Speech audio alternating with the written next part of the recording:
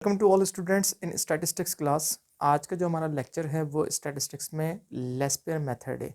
Okay, Laspeyres method को हम आज सॉल्व करेंगे और इसको समझेंगे कि लेस्पेयर मेथड को एग्ज़ाम के अंदर और किस नाम के साथ आप इस क्वेश्चन कोड किया जाता है। तो सबसे पहले हम मेथड को समझते हैं, उसको सॉल्व करते हैं और उसके बाद फिर क्लास के आखिर में हम समझेंगे इस मेथड को और क्या क्या कहा जाता है। तो लेट्स स्टार्ट द टॉपिक। देखिए, सबसे पहले हमारे पास एक क्वेश्चन मेंशन है जिसके अंदर कमोडिटी बताई गई है ए बी सी।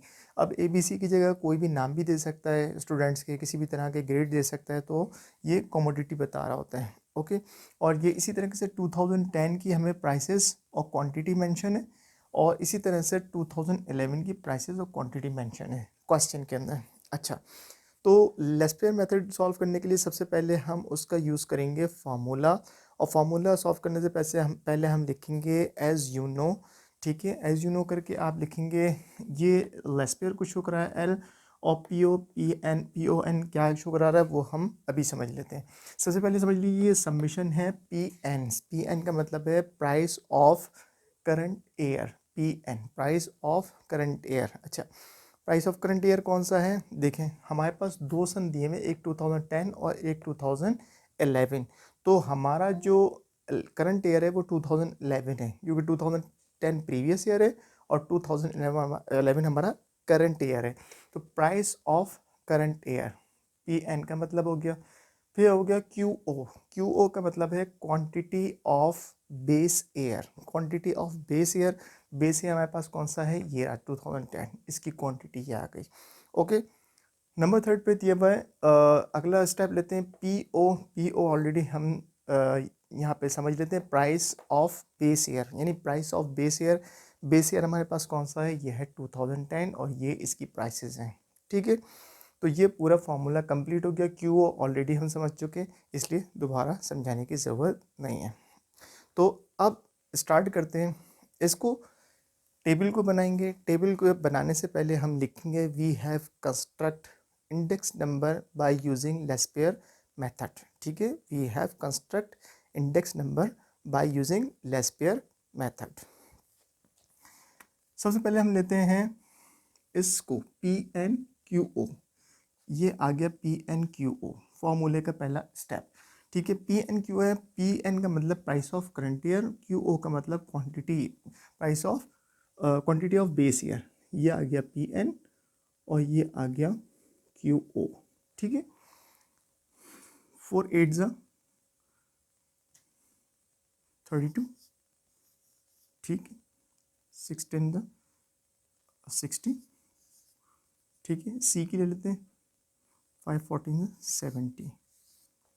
राइट, अब आप इसका टोटल ले लीजिए, 32 60 70, तो ये आपका आ गया 162। ये टोटल आ गया। ठीक है, अब नेक्स्ट स्टेप लेते हैं। Price of base year, quantity of base year. Price of base year ये रही आपकी 656, और क्वांटिटी आपकी ये रही बेस ईयर। ये 2010 आपका क्या है? बेस ईयर है, तो ये बेस ईयर की निकाल लीजिए। 6 4 ज़ा 24। ठीक है, 5 6 ज़ा 30 एंड 5 6 ज़ा 30। ठीक है, ये हमने ए की ले ली, बी की ले ली और कमोडिटी सी की ले ली। इसका भी टोटल निकाल लीजिए, तो ये हमारे पास आ जाएगा 84। ओके, अच्छा जी, अब हमने क्या करना है? अब करना यह है कि हम इस फार्मूले में इसको पुट करेंगे। इस फार्मूले में पुट करने के लिए इसका टोटल ये रहा submission P N Q O. Submission यानी सबमिशन टोटल को कह रहे हैं, यहाँ पे सबमिशन ही है। Submission P N P O Q क्या है? 162। ठीक है, और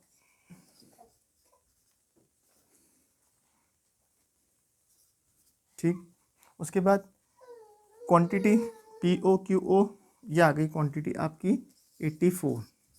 राइट, मल्टीप्लाई बाय 100, या आ गया आपका फॉर्मूले का। ठीक है भाई, तो आप इसको डिवाइड कर लीजिए। 162 को डिवाइड करें 84 से, तो आपका आएगा 192.8। ठीक है, 192.8% अब आप इसको 192.93 ले लें या फिर 192.8 लिख लें, ये आपका आ गया आंसर किससे, लेस्पेयर मेथड से। अच्छा, अब इसमें जो इम्पोर्टेंट चीज़ देखने वाली वो क्या है, हमने देखे कि ये यूज़ किया, ये यूज़ किया और ये यूज़ किया। इसका मतलब है कि ये वाला जो हिस्सा है हमारे पास, इसकी हमें ज़रूरत नहीं है। तो किसी किसी जगह पे एग्ज़ामिनर आपको कह देता है please use the suitable formula, ठीक है। वो आपको नाम नहीं बताता कि कौन सा मेथड आपने यूज़ करना है, सुइटेबल फार्मूला कह के आपको बता देगा। तो सुइटेबल फार्मूला जब भी ये तीन चीज़ें आपके पास मौजूद हों, यानी कि price of base year, quantity of base year, price of current year, ये ना हो तो आप फ़ौरन समझ जाइएगा कि ये कौन सा मेथड मांग रहा है, लेस्पेयर मेथड मांग रहा है। ठीक होगी बात। उसके अलावा कहीं कहीं एग्जामिनर आपको बोलता है वेटेड बेस इंडेक्स नंबर। तो वेटेड बेस इंडेक्स नंबर का भी मतलब यही है कि आप लेस्पेयर मेथड से सॉल्व कीजिए, ठीक है। इसके अलावा अगर फिर भी कोई कन्फ्यूजन हो तो आप मुझसे पूछ सकते हैं। नेक्स्ट क्लास के अंदर हम सॉल्व करेंगे फिशर मेथड।